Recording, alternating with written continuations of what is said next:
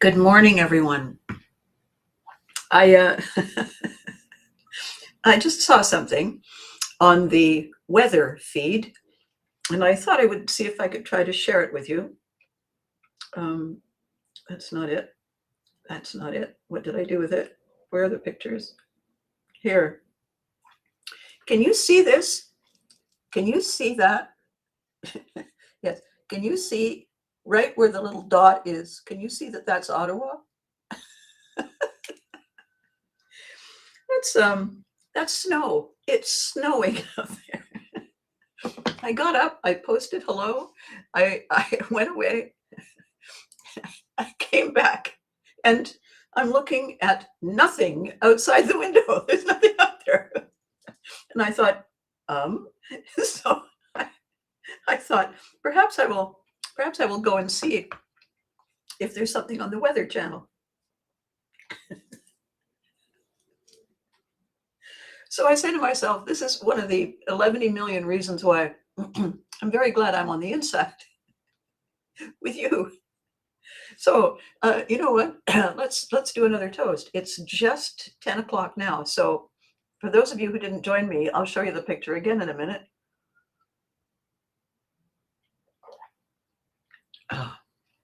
So I had a wonderful talk meeting yesterday with my business partner, and we discussed all sorts of things that are going to be amazing. So it started quite late because I was working with Maggie. Good morning, Eddie.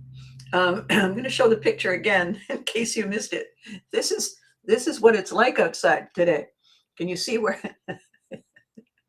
that's not a heart in the middle. That's all the people in Ottawa going, help. So anyway, long and wonderful conversation with Maggie about amazing things, and then with my business partner Gary, because a couple of, I know, Drac, yes, sideways Drac. You look out and it's all this way. Imagine the Easter Bunny thinking, for heaven's sake, really? So as an extraordinary thing is kind of unfolding. Gary and I went to a wonderful gala event last weekend. And it was in support of the Shepherds of Good Hope, which is a charity in Ottawa that it's not only for unhoused people. It's also for people with mental health issues, because quite often they go hand in hand. And it's very important for me as a child of the military, in which there are many unserved, unseen, and Gary, who served. And it's part of the underpinnings of what we do our training for and our coaching for, is to give people an opportunity to see that there are options, that there are ways in which our strengths can be the focus rather than the weaknesses, because we all tend to, look at our weaknesses and say, oh my gosh, how can anybody even care about me or look at me, or they must think this or they must think that. And quite frankly, people are all walking around wondering why they chose to wear these shoes because they pinch, and how unfair it is that 7-day diet didn't work, even if we did have a Twinkie on the third day. And so really, so very few of us are looking over and saying, look at that. We're caught up, in our own thing.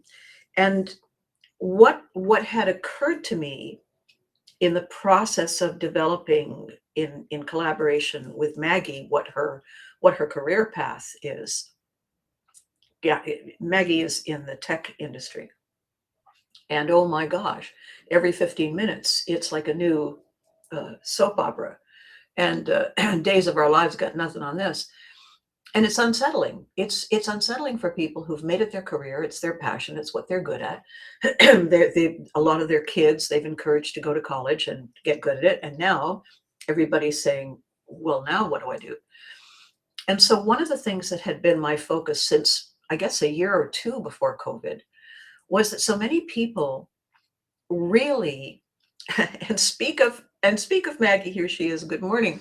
And I showed everybody a picture a minute ago, Maggie, and I want to show it to you because this will make you laugh um, and commiserate. So do it this way. So this is the weather around surrounding Ottawa this morning. Yeah, and it's falling sideways in chunks actually as we speak. And I know, I can go down there and I can sit on your balcony and look at the river. Thanks. Can't get my car out. So what the conversation that Maggie and I have been having with regard to the tech industry is that anyone who is fixated on a particular path is fixated on that path. And we get tunnel vision. Every single person who has come to me over the years, and it's the numbers of people are adding up. Um, the they come with an idea, they come with a passion, they come with a burning need to get something out of their heads and their hearts and onto a page over there so they can love it and hate it from afar because it's taking up too much real estate. And in the process of walking them through why they want to talk about this, why they want to share it, the first part of the conversation is always with great passion. Everybody needs to know this. And gradually, as I walk them through to get their perspective back, it's that not everyone does need nor will want it for the same reason you do. And that's okay. However, there are always messages within the story we're telling that everyone actually craves to know. They just don't know it. And how I walk people through is to get them I'm sounding like how how I walk them through it is to help them see how we can tell the same story with a more universal slant. So it doesn't have to be at the corner of Walk and Wait at 10 o'clock on a Tuesday and I wore a blue coat. It can be on a busy street corner mid-morning, midweek, wearing my favorite color. And right away, that second version, which is the same, that second version reaches more people because they can say, oh my God, I always wear my favorite coat. And it's funny, isn't it? The middle of the week. Yeah, yeah. And now they want to see what else happens to surrogate me, as opposed to, frankly, Scarlett, I don't care what that person was doing in that coat at that time, because they can't connect to it. So in the process of doing that, almost every time, we together, the client and I, have managed to help them see that they have something else they're good at, something else they also do that is their passion, that has always been their quiet purpose. And inevitably, it's funny. We were talking about it yesterday. The number of people who ended up starting a small side business that allowed them to explore that path at the same time, part time, while they did the thing that paid the bills. And so happy, so excited to be actually able to say, my parents or my relatives or my friends never said that's not going to work. That's not going to make you any money. But the difference between doing it as a hobby and therefore technically not taking it seriously and doing it as a for real thing, looking at it seriously, is a tremendous elevation of who we are. So what occurred to me, because this has been my other thing, teaching people how to be actors who said they wanted to be actors, and then discovering really they didn't want to be in the scary landscape of show business. What they wanted to be was more comfortable in their own skin in public situations. So I showed them where they keep their tools. I showed them how they already use them, and now how to use them on demand, on purpose, in a given situation, pointedly. And gradually, what came of that was a whole other sense that if that ever fails, I'm not stuck. I have this that I've always been good at, and I can start at any time. I can do it part-time. I can do it because it's my heart piece, not because someone says, you're late again. And that can make all the difference because it gives us, the word they're using these days is agency. It gives us our ownership back of all the facets of us because we're like diamonds. Every time you turn a diamond in the light, you get a different, wonderful prism of color, a prism of light and possibility. We're diamonds forged under pressure. And if we realize that this other stuff has value, then when the world gets a whole lot too much with us, we know we have an escape plan. We know we have an alternate.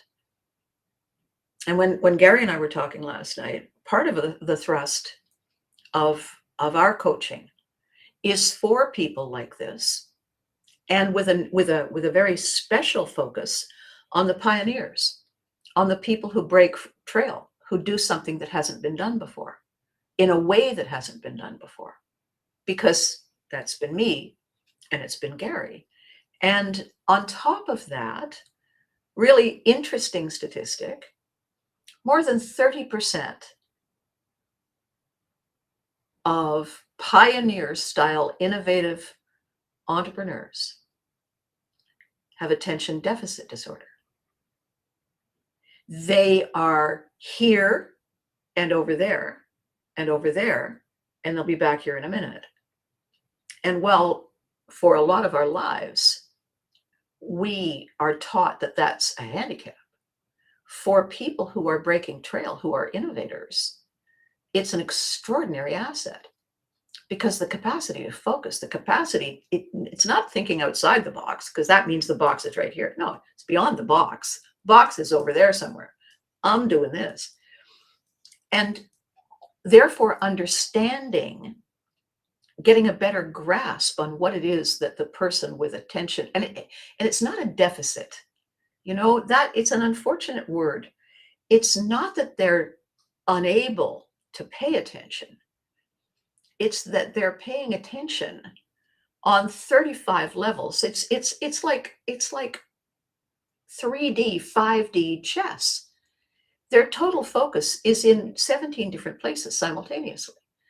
So if they happen to be working through the 17 and you ask them a question and they don't get back to you right away, it's not that they weren't paying attention. It's that they were over here. They're coming. They're coming. And so, good morning, Freddie. Oh, it's so good to see you. Gosh, we haven't talked in a while. It's pouring rain here in Miami. Gee. I'm working on sympathy. Give me a second here. Close the windows. Bring the cat in. Can you mention the cat?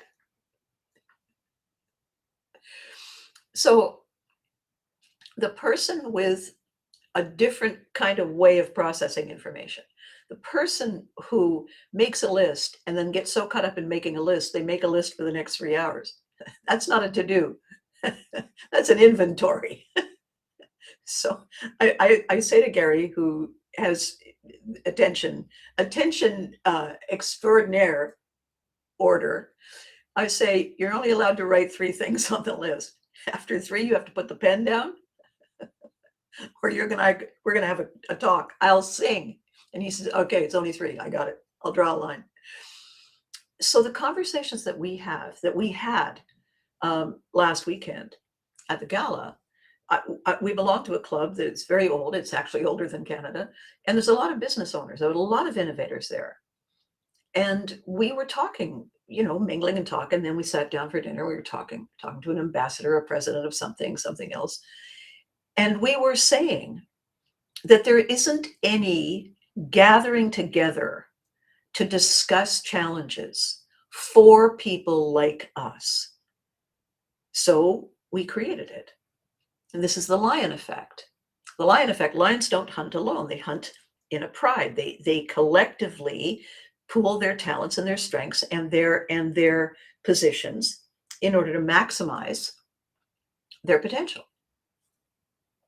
And the other thing that the lion effect does, because it's all part of the Pivotry in motion concept that I've been working on forever, is this. We are good at more than one thing. It doesn't mean we do more than one thing simultaneously. We don't actually juggle 3 chainsaws. And by the way, juggling isn't throwing them all up at the same time and catching them. It is rotating what you're holding.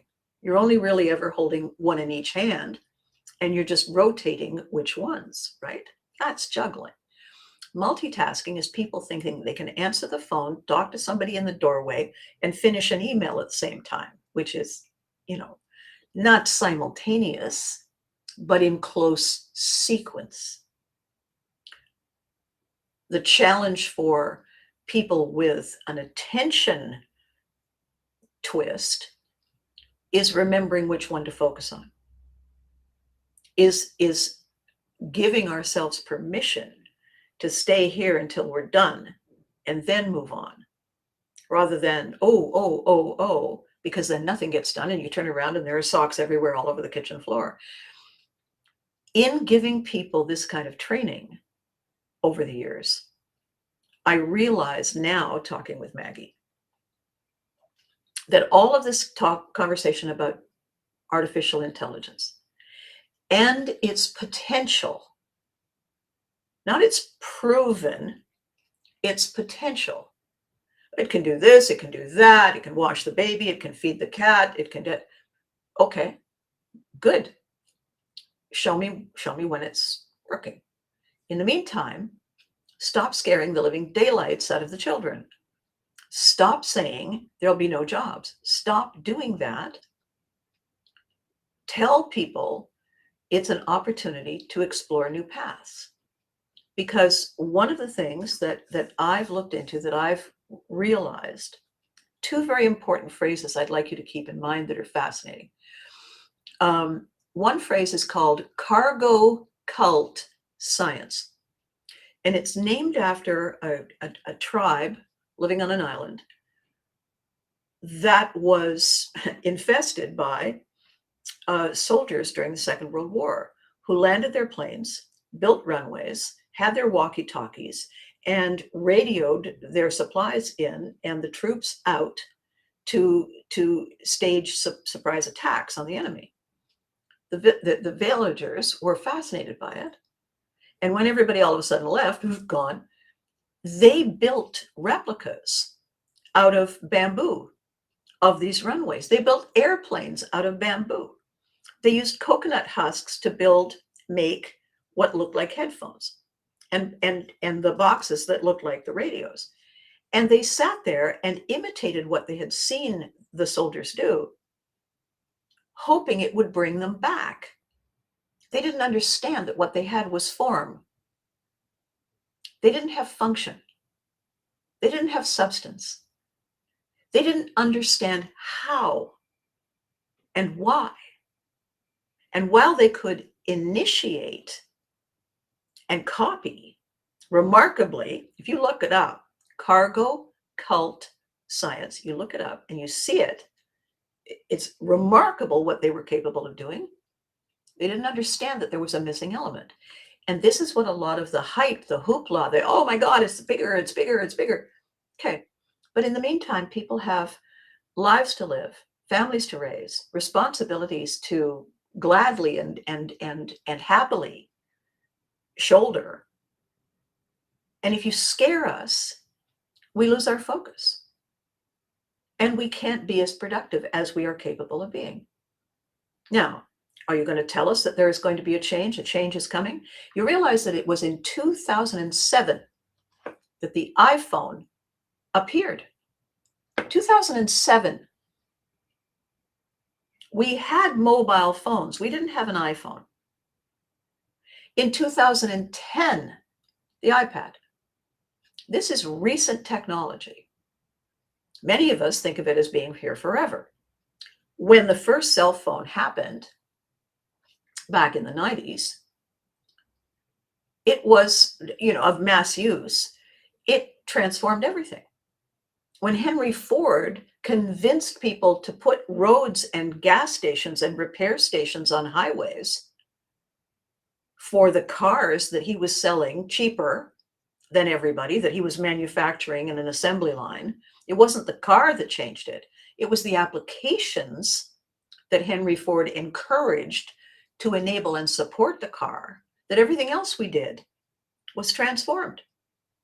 Did we lose jobs? Yes, there weren't as many people getting carriages for horses. There weren't as many people needing their horses reshod. There weren't as many blacksmiths needed. Yes, that was devastating for them. Did they find other things? Eventually. And this is the conversation that people are missing in this hype and hoopla. Want to have the new next thing. I want to have the shiny new thing. Is this. When there is a transformation, and we are living in a transformative moment, spooling down, resetting, rewiring, recalibrating, and spooling back up isn't 24/7, and it isn't overnight. If you've planned to do something for 5 years, 10 years, 15 years, and you've been good at it, you didn't have a backup thing you could full-time step into. Yes, by day I'm a mail courier, and by night I'm super whatever. No, it doesn't work like that. So people are saying, oh, they'll find other things. Yeah, but they won't find them by Wednesday. And in the meantime, in the interim, panic. And exactly, Eddie, the automobile industry took a chunk out of the railroad passenger industry. All of the major railroads back in the day had their own passenger service, not anymore. Every time we have a decision, fascinating little remark by Tony Robbins the other day. He said, decision and incision are family words. And incision, going back to its origins, is a cutting off. You make an incision, you cut through something, you separate something. A decision is a separation. There is before the decision, and after the decision. And if you decide anything, things change. Even if you choose not to decide, that's a decision. Things change. What we aren't assisted in doing is remembering that, and is casually, consciously preparing for it. Having a spare set of socks, having a towel, having paper towels, having a towel, having a second pair of shoes in the car, having a sweater, having an emergency blanket in the car, having a small first aid kit. I'm only driving to the store. Okay. But what does it hurt you to put that little kit in the car? Nothing. I don't see why I need it. You will when you need it. You won't know until you need it that you need it. So why not put it there? Yeah, I guess. Yeah, I guess. And then, oh my gosh, that kit. Yes. If we are only focused on our day-to-day, we're only looking here, then this is all we see. If we realize that there's all these opportunities, what I do with people, and Eddie can attest to it, Eddie was caught up in a very narrowly blinkered scenario career-wise that was leaching over into a kind of a faux family dynamic. He was allowing himself to get caught up in someone else's family crisis. It was a small family business, and they brought their family crisis to work. And he felt like a member of the family, because that's what a lot of business owners, we're one big family. No, we're not. No, we're not. Because if I don't call in, if I don't show up, you don't give me a hug and make me soup and a sandwich. That's not how that works. Because you had to replace me when I didn't show up. And so the distinctions that get blurred, and the assumptions that we all know what to do if and when, are highly confusing. So back since just before You Can't on television, but 5 years before You Can't on television, I had my first show, my first television series. And then I was invited to speak and lecture at broadcast schools and universities on how to communicate with intention, to draw attention, to change the narrative, to engage, transform. And so I have been doing that and encouraging people and guiding them to own that part of themselves for longer than I was everybody's mom. Clients who needed a new, fresh perspective. How am I allowed to be Abby Hagyard, who is a coach, Abby Hagyard, who is an author, Abby Hagyard, who does podcasts, and at the same time, pay tribute to probably the most famous thing I will ever do? Not only Mom from You Can't on television, but the Care Bears. All of it is part of my story. It's part of my legacy. And it's part of what I bring to people when I say we can be more than one thing. And I have proved it. There were days when I did morning drive radio, 4 o'clock in the morning, morning drive radio, stagger in to a recording studio to do some sort of a voiceover narration for the National Film Board, go over to another studio to record a Care Bear, and then shoot over to the studio for after-school read-throughs of the script for You Can't on television. Finish that, go home, change, because morning drive radio, you have to attend a lot of openings of things and open a new movie in town or get invited to a diplomatic thing, and then rinse and repeat tomorrow. That changed. There was a writer's strike. That show got canceled. I got other work. I got on You Can't on television. Other things took their place. This happens to freelancers. This happens to pioneers. This happens to people who live beyond the box. And it happens to people with attention, intention, conflicts, roughly every 15 minutes. And how we cope is by listening to each other, by leaning on each other, by reaching out to each other, taking heart, taking hope, taking support, deriving support from people who say, oh my God, that must be awful. What are you doing? What are you doing to give yourself a hug? What are you doing? And just the fact that somebody asked, somebody cared, allows us to say, well, I did this. Well, good for you. Yeah, and I'm going to go to bed early. I'm going to do this. Good for you. This is what a machine can't do. It can agree with us. It can say it's our friend.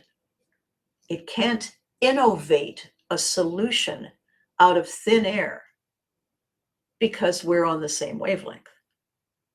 That will never change. This is our innate strength.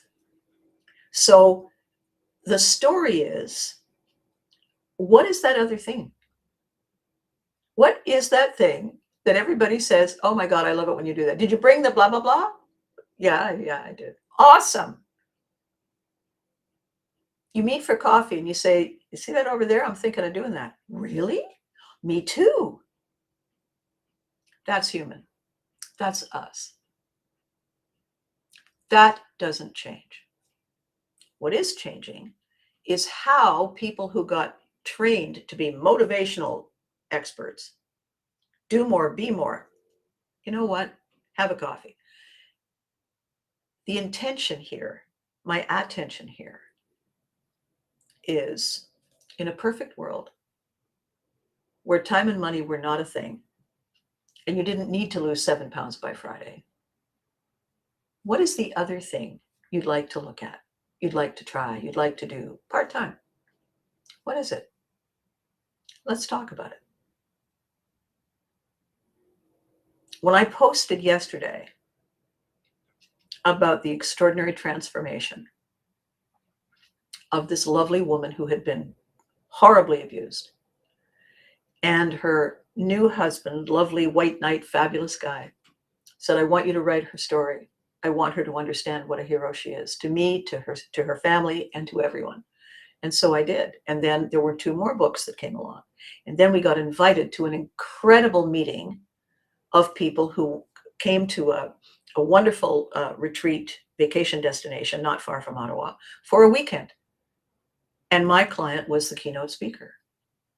And it was amazing. It was fabulous because she finally got to see, standing in front of all those people with her husband beside her, with me in the wings so she could look over and I'm doing this, that she was not alone in facing something horrific. She was not alone in taking the deep breath and setting herself free. And she was certainly not alone taking her lap of victory. We are all in it together. What we need is someone to say, I want to show you something. Look at this. So that we can say, has it always been there? I don't know how to do it. I don't know how to fix it. I don't know how to use it. I'll show you. We need the instruction booklets and we need the person to interpret the instructions to help us learn how amazing we are, what our possibilities are. And they're right within our grasp. We're just looking over there instead of looking here where they are. So all this hype, my reason for doing this today, this is birthday month, day 7, by the way. My gift to all of us today is to remind us that we have the freedom to choose to love something because it feeds who we are. We have permission to explore our possibilities. We are not supposed to automatically know this by ourselves. We need to have feedback. We need to brainstorm. We need to collaborate so that the ideas bump into each other and become something else. We're never meant to do this solo. And once we have that initial idea that is a reflection of who we are, we need key people around us who are good at turning it from concept into form and function. Not just cargo cult, but actively working and growing and providing in real time. The second phrase is first principles. This is very important, both are. First principles means we thought of it first. It came to us first. It is good morning, Rhea. How wonderful to see you. It is our idea. It is our innovation. It is our magic. Nobody else's.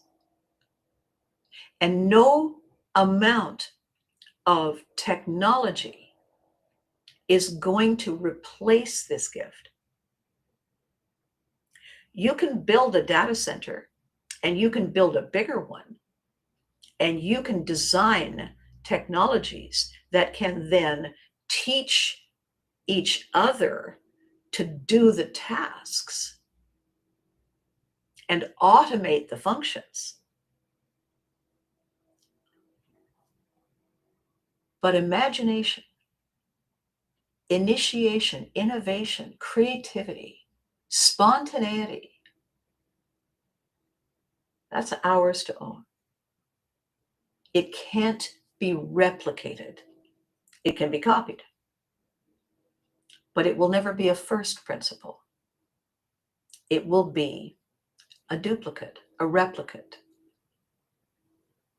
And so when someone says you need to step aside because the machine age is here, and they are smarter than we are, they're not smarter than we are. They're faster than we are. They can pull together ideas that are beyond our immediate reach. Does that mean they know more? Yes. Does it mean they learned more? Yes.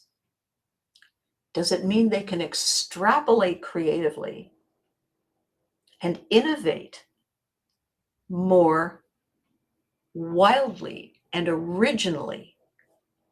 No, no. And while it can provide substitutions for things like actual human contact, and while they're building these things to look sort of, kind of like someone, we know the difference. We know the difference.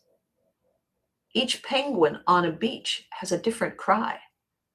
They look all the same to us, but they can find their penguins. How? By scent, by smell, by cry, by small infinitesimal details that we don't notice, we can't see. We are the people who invented technology. We are the people who have permission to remember who we are, what our magic is, and what we do it for. Our other thing is our magic, and we all have it. So on this snowy Tuesday, Shoes Day, in birthday month, I'm reminding us all, exactly, Rhea, the only limitation to creation is our imagination. And we are not trying to compete with machines. Machines are not meant to replace us. They are meant to accompany us, to provide skills that are process-oriented, repeatable, quickly. You know, somebody said, if one AI learns to cook an egg, immediately all the AIs it's connected to have the same information. All right? That means that it's a standardized egg. That means there is no one-off, the unique frisson we feel when we go and the chef creates his magic. Okay? Maybe that's what we want when we want fast food. We want the same. We don't want different. However, tell me how many times you've been on vacation or someone you know and love has been on vacation and they come back and fill the world with the wonder of the experiences that they had that are brand new and different and unique. We don't go on vacation and come back and say, oh my God, you should see all the bots filling inventory orders in a warehouse over there. Oh my God, it was fascinating. We got pictures with the kids. Okay. Or we climbed to the lip of a volcano. We swam in a blue ocean. We parasailed and felt for the first time what it might be like to fly. This is our humanity. And I'm here, Gary's here, Maggie's here to help people recognize that this is our other and the world needs us. Always has, always will. So for the business people among you, among us, we're all business people, tearing our hair out saying it's too much, they're asking too much. Okay, then the thing to do is to say, do you want good, fast, or cheap? You can only have two. And if you want cheap, it's not me. Just saying. And they can yell and harangue all they like. If they don't care that it's good, then they don't want you. You're right. If you decide to suck it up because you can't see something else, okay, but don't give up. Don't give up. Keep looking. And if you need help, you know where to find me. I'm on all these platforms. And I've been doing this other thing throughout my entire career. So I've got some practice in. and it'll be fun. What do you think? Possible? So what I want to say, good morning. Good morning, Chris. Good morning. Look at all you fabulous people. Look at all you fabulous people. Thank you for stopping in. Thank you for saying hello. You know, I look at the numbers and I think they were there watching. It's like radio. You don't know if anybody's listening. They were there watching. They just didn't have something to say. Thank you. Come again, talk again. I'm back on Thursday, same time. But I'm going to wrap today because I know you're busy. I need to do something about what I thought I was going to do today with the weather changing. And I will be back Thursday to talk more about this. It's important to remember every single one of us brings something unique to the table. Even if we don't think we make a difference. Just the way we smile, just the way we said, here, let me hold that while you do that, to a stranger on an elevator or on a street corner, changed their day. They went away and talked about it. We went home and thought, oh, I guess I'll just do this today. No, you just did a miracle. You can take a break. We are all in this together. And these people who think that they're going to reorganize the earth to be a vision of their future dream are forgetting one important thing. And that is the freedom to swing your vision stops at everyone's nose. You have to ask permission. That's how it goes. Okay. Thank you for doing this. Thank you for choosing. Thank you for continuing to choose. Thank you for supporting this other thing I do. And I may have some news about more of this kind of stuff. There may be some more different kinds of recordings and workshops coming. I was talking to a couple of production people the other day. We'll see. Anything is possible in birthday month. Until I talk to you and see you on Thursday, remember to be good to you. You're amazing, and it matters. And remember to hug your loved ones because they deserve it too. Okay?